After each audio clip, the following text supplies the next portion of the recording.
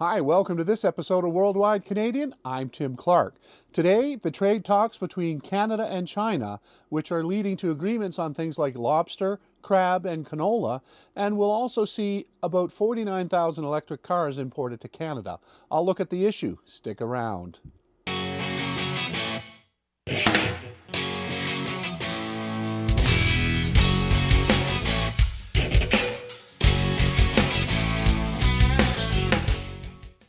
Before I start my look at this issue, can I ask that you consider subscribing and pressing the thumbs up and the bell icon?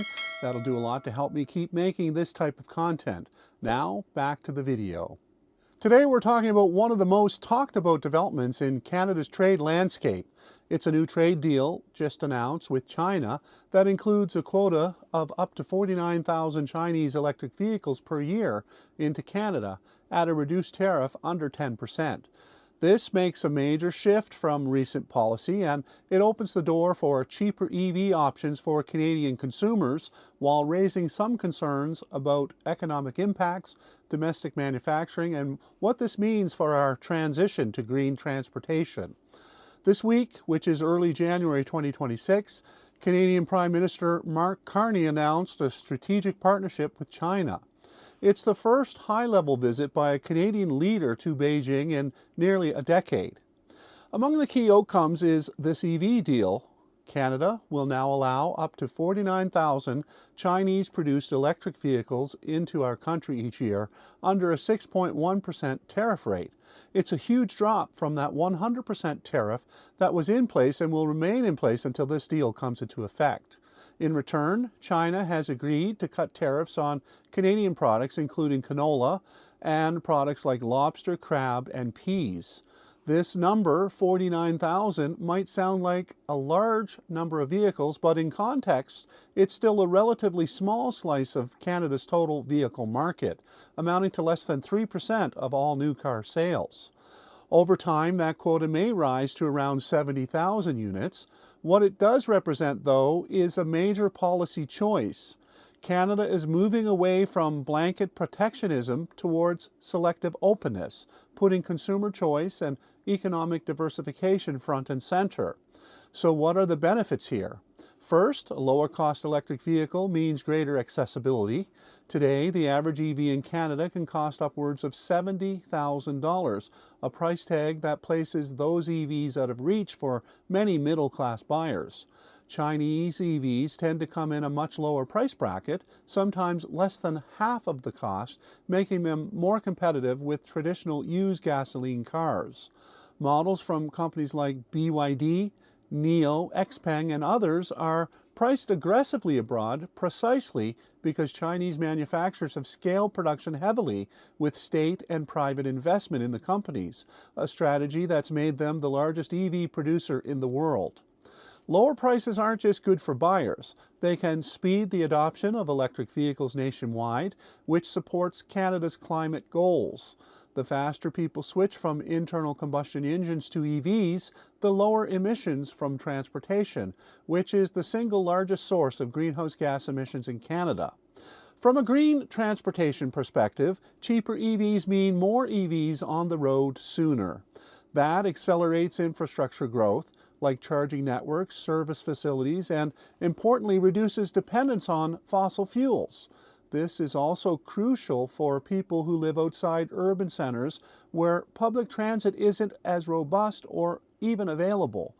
With cheaper EVs, everyday Canadians can contribute to a cleaner environment while saving on fuel. But there are significant concerns and counter-arguments. One of the largest is the impact it will have on Canadian and North American car manufacturers. Opponents of opening the market argue that allowing cheaper Chinese EVs to compete directly with cars built by companies like General Motors, Ford, and even Canadian branches of Stellantis could squeeze the domestic producers' market share. Lower prices could lead to pressure on profits, discouraging investment in high-tech automotive jobs in Canada, and potentially reducing manufacturing employment over time. There are also national security and data privacy concerns. Modern electric vehicles are far more than just a motor and battery. They're highly connected computers on wheels. Critics worry that some Chinese EVs could collect data in ways that raises privacy and security issues, especially if connected systems and software are controlled by firms subject to different data governance standards than here in Canada. Another common concern is quality and safety. When Toyota, Honda, and other foreign automakers first entered the Canadian market decades ago, there were initial questions about durability and performance compared to North American standards. Over time, though, those concerns were largely put to rest as reliability data accumulated and dealerships provided service infrastructure. Chinese EV makers are now facing a similar reputation challenge. Can they build vehicles that stand up to Canadian winters, long-distance highway driving, and safety expectations? Well, the answer increasingly appears to be yes, with many models from BYD as an example, and others performing well in European markets and winning industry awards. We should also remember that a significant number of Tesla vehicles sold in Canada are manufactured in China, which means Canadians already have experience with Chinese-built EVs through mainstream brands. That said, brand recognition still matters. In past decades, foreign brands like Toyota had to earn trust through consistent performance and dealer networks, and that happened slowly as reliability was proven.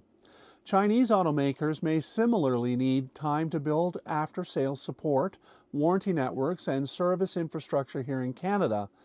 Looking at the biggest EV manufacturers, China is home to some of the largest global volume producers. BYD, for example, has been among the world's top EV seller, outselling many legacy brands and expanding rapidly into global markets. Companies like NIO, XPeng, and Great Wall's Aura brand are also making waves with competitive pricing and strong feature sets. Meanwhile, Tesla's Shanghai Gigafactory is a key node in the company's global supply chain, and vehicles from that plant have already entered Canada, making Chinese-built EVs familiar on our roads. Chinese manufacturers have also innovated in battery technology, including lithium iron phosphate, or LFP, which have options that are cheaper and highly durable, further lowering cost. Comparatively, Canadian drivers buying domestic or North American-made EVs often face higher prices that reflect more stringent safety and environmental standards, higher labor costs, and deeply integrated supply chains with U.S. partners. While these vehicles support local jobs and investment, their higher cost has been a barrier for many buyers. The Chinese EV option introduces competition into what has been an expensive, slow-to-change market, potentially driving innovation and price reductions across the entire industry. Economically, allowing these vehicles in could ripple beyond car sales. Lower-priced EVs may stimulate demand. People who were priced out before from buying a new vehicle might instead upgrade from an older, less efficient gasoline car to that new EV that is now more affordable. That does translate to increased overall vehicle sales, improved fuel savings for consumers, and more rapid turnover of Canada's automotive fleet. It could also supercharge infrastructure expansion, because more EVs mean more demand for chargers at homes, workplaces, and public locations, turning a potential trade concession into a catalyst for clean energy investment. But there's a balancing act to be done. Too much reliance on imported vehicles, especially if they run directly counter to domestic manufacturing goals, can weaken local industrial capacity. Past experiences with foreign automakers like Toyota and Honda suggest that initial imports eventually led to investment in factories and jobs locally that only happened after long periods of market growth, trust building, and strategic partnerships. Canada's auto sector today is tightly linked with U.S. markets, so any shift must consider continental supply chains. In summary, the China-Canada EV deal is going to let Chinese electric vehicles into Canada at a lower tariff of up to 49,000 units a year. It will create opportunities and challenges. On the positive side, though, it can lower prices, accelerate EV adoption, support climate goals, and increase consumer choice. On the other hand, it raises questions about domestic industry competitiveness, quality standards, and long-term strategic autonomy. What's clear is that this isn't just about cars. It's about how Canada positions itself in the global economy, balances trade interests, and navigates the transition to a green transportation future. Whether this deal will deliver on its promise depends on how policymakers, industry leaders, and consumers respond in the months and years ahead. Lastly, let me say and end by saying that perhaps this could be a way to have China consider building buildings to build the cars here in Canada and provide new jobs for this country, as any of the cars sold here will also have to be serviced at some point, and there's going to be a need for replacement parts. And so there is a chance that the net outcome of this agreement will be positive. Well, that's it for this episode of Worldwide Canadian. I'm Tim Clark. I'll see you here next time.